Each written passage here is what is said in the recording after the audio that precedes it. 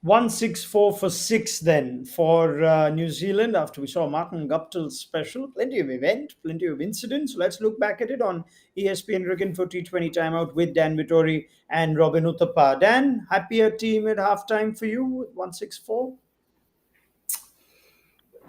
I'd have to say India. I would have thought that the wicket looked pretty good, albeit that when the Indian bowlers slowed it up, it did sit in the wicket a little bit. And so I think the way that Guptill in particular was set for him to get out probably reduced their chances of getting around that 180 score. And I think 180, probably 175, 180 is competitive. So I think India will be feeling pretty good around the way they're bowled.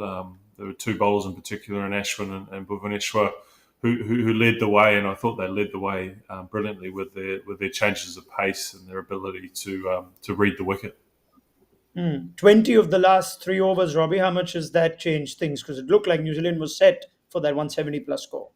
Yeah, that changes a lot. As in, I predicted something over 160, and even though I'm right, I think that they missed the mark by about 20 runs. I'd imagine that they'd want to get at least 20 more in those last 3 overs. About 30, 35 at least would have put them in for 175, 180.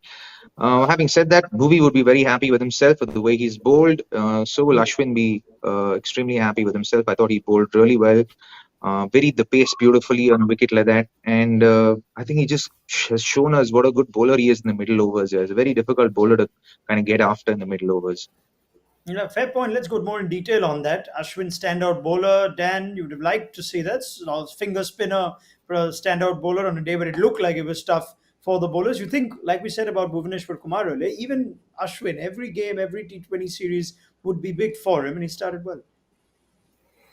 Yeah, I think I love watching Ashwin when he bowls in T20s like he's bowling in a Test match. And once he got through that first over in the power play, where he obviously bowled quite quickly, tried to slide it into Chapman and bowled a lot of carom balls to Guptill. Once he settled in with the field out, you saw the real skill of him, and you saw his ability to read batsmen and to read the situation. And he set Chapman up on a number of occasions with quicker balls, and then following up with a slower one. And when he slowed it up, he almost went to a top spinner, and you could see how much turn he got. So that was great to watch, and it shows you that style of bowling can be really successful in T20 cricket, and particularly with someone with the skill level of him. And if you look at that over where he got the 2 wickets to get Chapman in the way he did was classical spin bowling, and then the skill to set up Phillips and then get him with the carom ball. Sometimes I think he over bowls the carom ball, but this was the perfect time to do it because he'd set it up with getting Chapman out, and he was trying to spin the ball. So this became a variation rather than the norm. Yeah, it was almost a throwback to Ashwin at his prime in white ball cricket, Robbie. And with times we've observed he tries too many things in the IPL, and that goes against him. Is this how you'd like to see him bowl in the shortest format? I actually think this is how he's bowled over the last 6 months at least, since the IPL began earlier this year. I think this is how he's bowled. I think he's bowled more carom balls to the right-handers and more like orthodox off spin to the left-handers, with probably 1 or 2 undercutters coming through as well.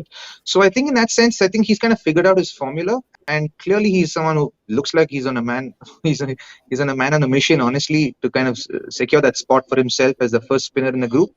And he's actually bowling that well. He's bowling that quality of bowling. So it's actually very heartening to see the way he's bowling right now. And at times it does feel like he's overdoing the carom ball, but when he bowls it in the right areas, he gets it's so hard to put away. And I say that from personal experience. Even in the IPL, when he bowls that carom ball, it's really hard to get after, unless you're playing on a belter of a track where you can just trust the bounce and the turn and just kind of go straight over the top. Now, heck of an innings from Martin Guptill, who it was a curious sort of innings. Dan didn't get a lot of strikes at the top with Mark Chapman, who also played a pretty fine innings. But that's what we'd like to see more from Guptill, you think? We don't quite hear his name in the dangerous wide T20 batters of the world. He's one of the great white ball batters around, but we don't quite hear it enough. You want to see more of this, don't you? Yeah, it was a fascinating innings because I think he I think Chapman faced something like 16, 17 balls in a row in the power play. So Guptill wasn't allowed to get settled, and I think in some ways that probably settled him. Whereas normally in power play he's trying to be the aggressor, he's trying to take on the fast bowlers, but the fact that he didn't actually face any balls allowed him to probably settle from the non-strikers end, get a feel for the wicket, and see what was going on. And then we saw Guptill at his best once he's set.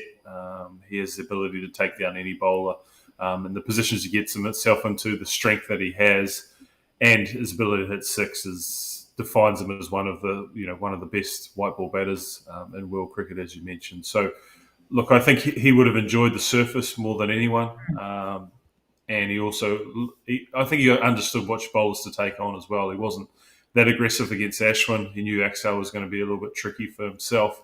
But when the seamers came back, he was prepared to go hard at them. You think If as I good could just as add on that, Ronak, I is, think to just watch Guptill the way he batted, I think the fact that he didn't get strike initially was probably a blessing in disguise for him, provided he sees it from that perspective. Because I feel like Martin Guptill is a very different player once he's played 25 balls in a T20 game.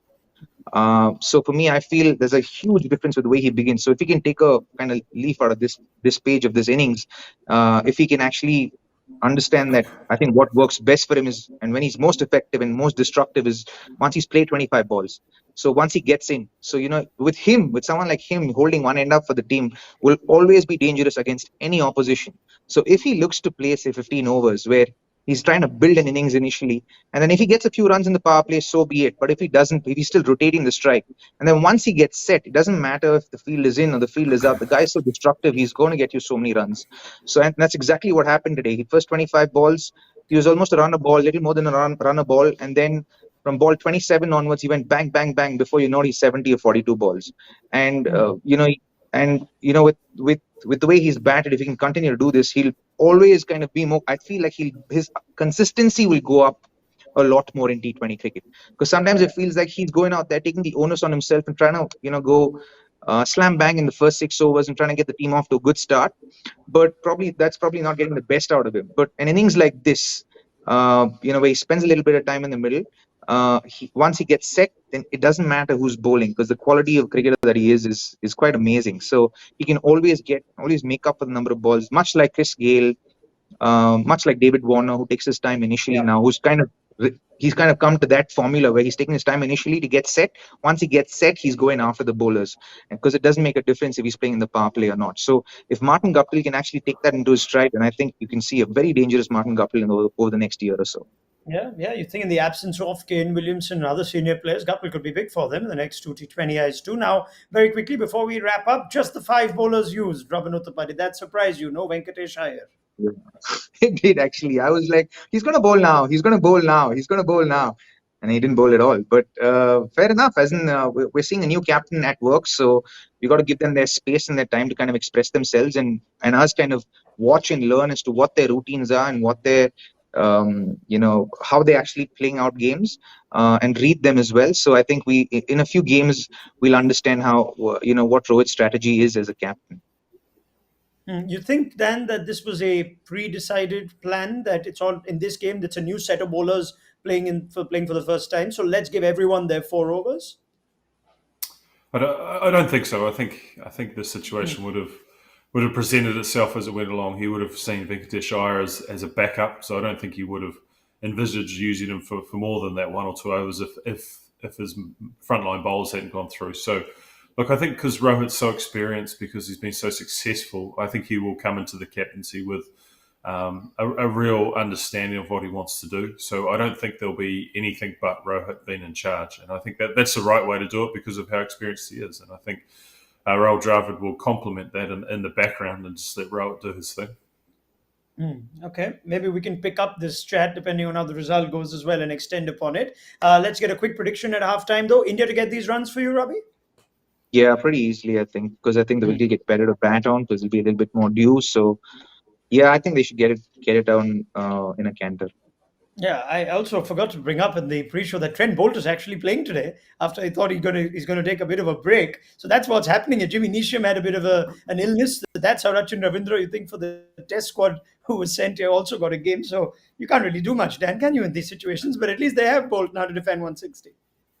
Yeah, it is a good bowling attack. I mean, Bolt and Southey were incredible in the World Cup. But we talked about Ferguson before, how important he is, and Satner and Todd Astle are very good spin bowlers. So if the wickets stayed the same, then I would say it'd be a tricky chase. But I think if that dew comes into play, then India will be seen as favourites. Fair enough. Let's pick up the chat at the end. Dan Vittori, thank you very much. And Robin Uthappa as well. More from you on ESPN Cricket for T20 timeout as we see how India go in their chase.